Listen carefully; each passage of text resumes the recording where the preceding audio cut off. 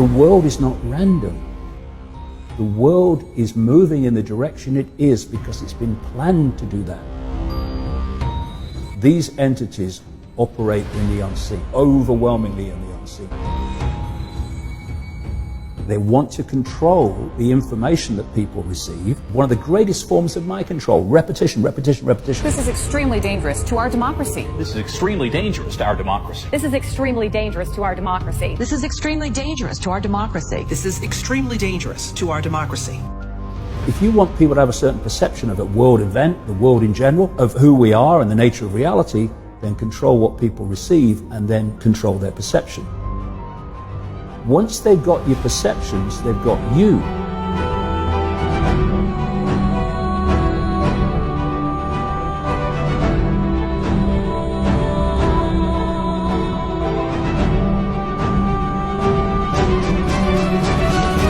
Given the mathematics, you can't physically control your target population. There's not enough of you.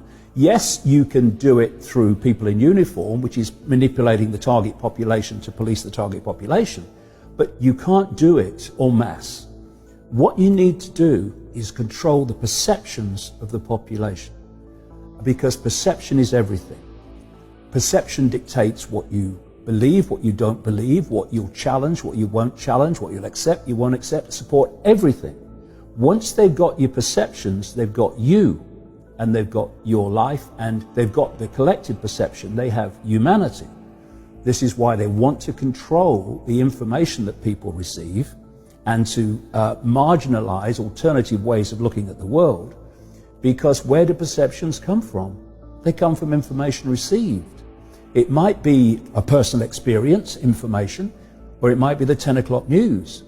But with most people, it's going to be the 10 o'clock news, but it's information. So if you want people to have a certain perception of a world event, the world in general, of who we are and the nature of reality, then control what people receive, and then you'll control their perception. You see, basically this media or this elite group has also always been very close to the elite media in our country. In fact, in a speech to the Bilderberger Group, easy for me to say,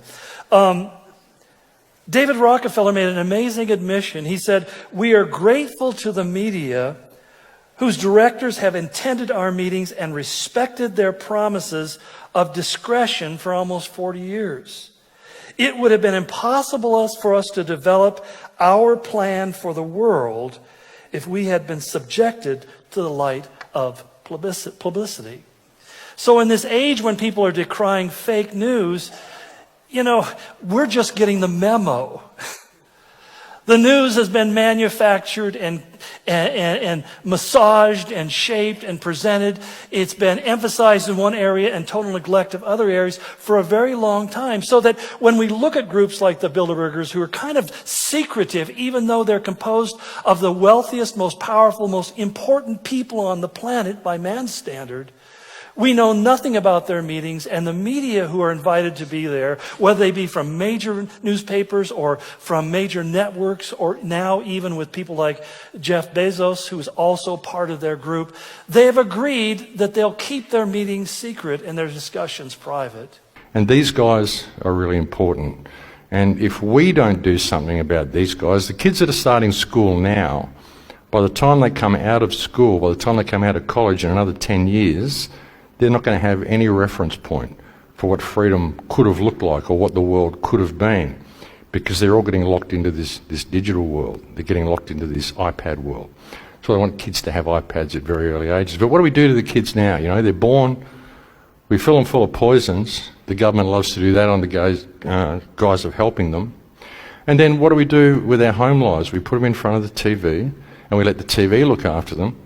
We send them off to the education system. They get trained to be little clones. They go out into the world. They get caught in the credit trap. They end up locked into that, and that's their life. And then they sit back and pretend to enjoy it. This guy's having a great time.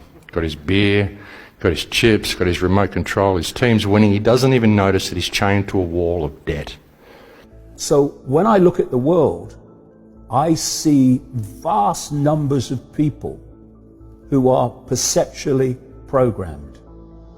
And when I like I break it down in the book, when you look at a human life, it's basically a perceptual programming and download from cradle to grave.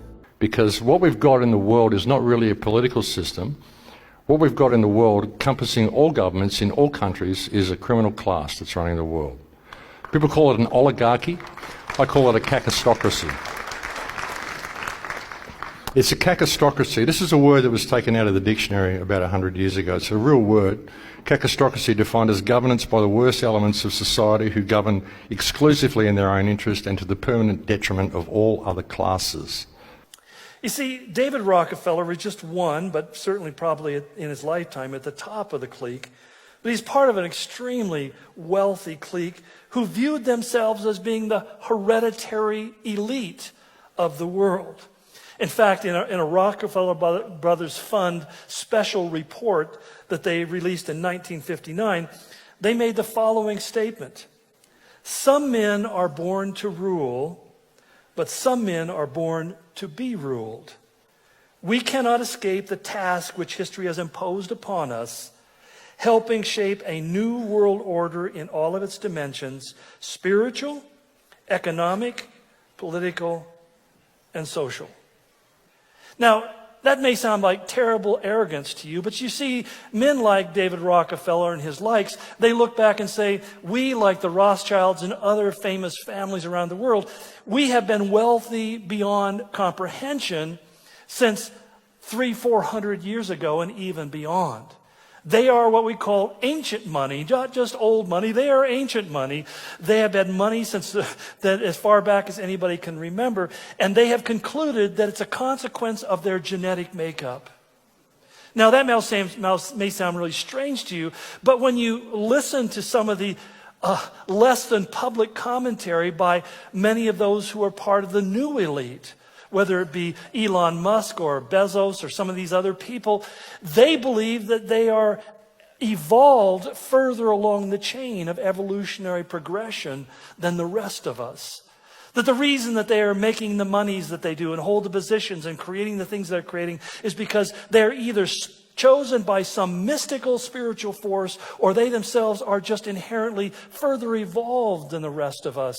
And therefore, they have the right to rule. They have the right to control, and they also have the right not to be questioned or examined closely by the things that they do. They have manipulated human perception by manipulating the information people receive. The plan is to go beyond that, where they are the perception. And what I'm talking about, of course, is artificial intelligence. Which brings us back to the devil's playground, Silicon Valley. Because that is increasingly the center. In the shadows is where it's coming from. But in terms of the world that you can see, Silicon Valley is becoming the center of global control. Not only is it driving, people will be shocked to see how deep Google, oh, it's just a search engine, and Facebook, oh, it's just a social media platform. To see how deep they are in the transhumanist agenda of connecting the human brain to artificial intelligence so that artificial intelligence becomes the human mind. And that's not me pulling this out of the ether.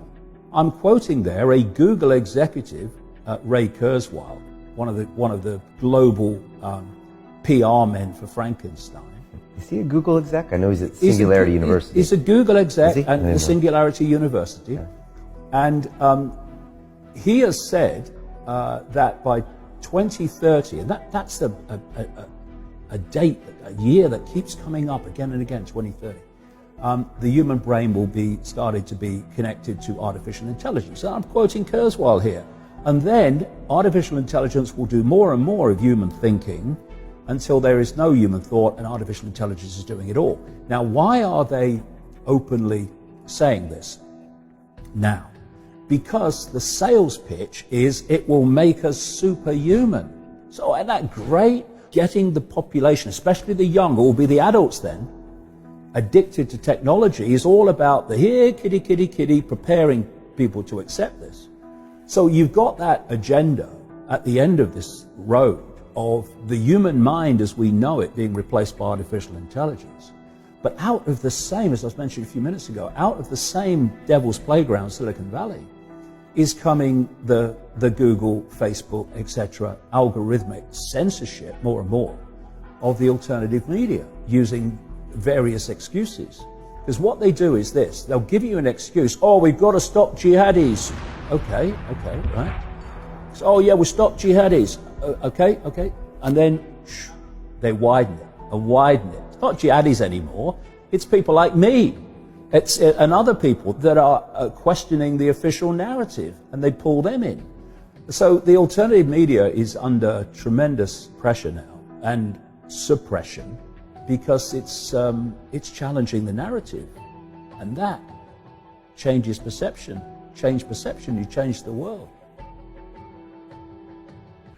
And I even look at some of this. I've had a really interesting philosophical look at it lately. Even looking at it, looking at things, and I'm not religious at all, but looking at things such as the end times and biblical stories and all this sort of stuff, the creation of Lucifer. What is Lucifer? Lucifer is the bearer of light. Well, what is light? Light is information. What gives us more light than anything? The internet is the bearer of light. And what does the word Lucifer means? Lucas is light and cipher is code. So the code that bears the light, it's an interesting thing. We've created this system ourselves, and we're transferring all of our knowledge to this system and all of our skills to this system. It's removing us of our life skills. The young kids are losing their life skills, even their ability to communicate with each other properly without texting to each other. Everyone's addicted to dopamine because every time you click an icon on your iPhone, you get a little dopamine hit. So kids are measuring their lives by the pleasure of each moment. How much that is they're able to enjoy each moment they perform. So that's where we're being led into. So this whole system, it's basically removing humanity of all of our life skills. It's gathering all the knowledge of humanity, and it's getting to the point where it could just shut us out. And it's an interesting thing. It's an interesting thing. If you look at ancient witchcraft and all this sort of stuff, and you look at things such as sigils used for summoning demons, and things like scrying mirrors. Have you ever heard of a scrying mirror? A scrying mirror is a black mirror that witches or warlocks would look into to see the future or the past. And it's just a black glass mirror. And it's said to show you the future or the past. You arrange certain sigils, and the scrying mirror comes into action. The sigils, when you look at the sigils, these people, they'll sort of paint these diagrams and sigils around the place, and they'll do their pentagram, and they'll sit there with this scrying mirror, and they think they're summoning demons. But really, when you look at it, some of these sigils, they look suspiciously like electronic diagrams. They look like electronic parts. They look like resistors and transistors and signal flow. They look like the stuff that you see in your computer. And you put all these sigils together, and this energy is created, and you create this force. And suddenly you look into your scrying mirror and you can see the future or the past. And here we are using these scrying mirrors to summon this force, the bearer of light. It's an interesting thing. And I look at some of these ancient myths, and I look at them and think, what if these aren't myths? What if these were put there as a warning that when you see these sigils in use and you see these scrying mirrors in use, watch out, because you're going to summon the bearer of light. And that's going to give you all the information you need to change the world, give you everything you need to really step into who and what you are, and it's going to be what you do with it. But if you worship it and you think it's this great all thing that's going to save your life, and you give all your power to it, it's going to turn on you and it's going to just take it all from you. And that's the end of this cycle. And then we start again.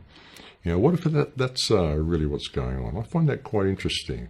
Like I said, I'm not religious, but I look at all this and I've got to put it in context. And I think it's pretty interesting that we're using these things now, and everyone's carrying around their mobile phone, their little scrying mirror. They're looking at the future and the past. They've got all these sigils in there, and all this energy, this electricity. Where does it even come from? Electricity is something we still don't understand.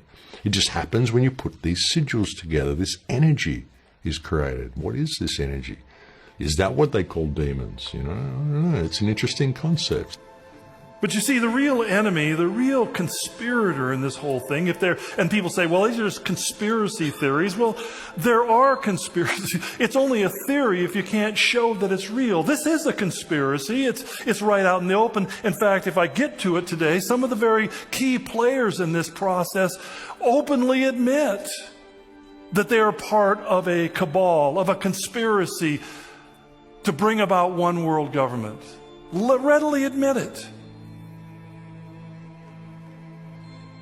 But the real power and force behind it, the motivation, the inspiration, the insight, the power and capacity to accomplish what they do, to accumulate the wealth and the power that they can use to bring these things to pass, comes from Lucifer, from the devil, from his demonic minions that serve his purpose of world domination. That his goal is to dethrone the church, to dehumanize mankind, to dominate us by lusts and evil thinking and ways, and ultimately to destroy mankind in an effort to affront God, who says we were created in his image. That he literally wants to smudge and smear that image so that we no longer bear any resemblance in character or morality, but we look more like the devil himself. So Apple News Plus, over 300 great magazines, the Wall Street Journal, the LA Times, those great premium digital subscriptions. There's literally never been an offer like this before. If you were to subscribe to all of these individually, it would cost you over $8,000 per year. But with Apple News Plus, you pay $9.99 per month.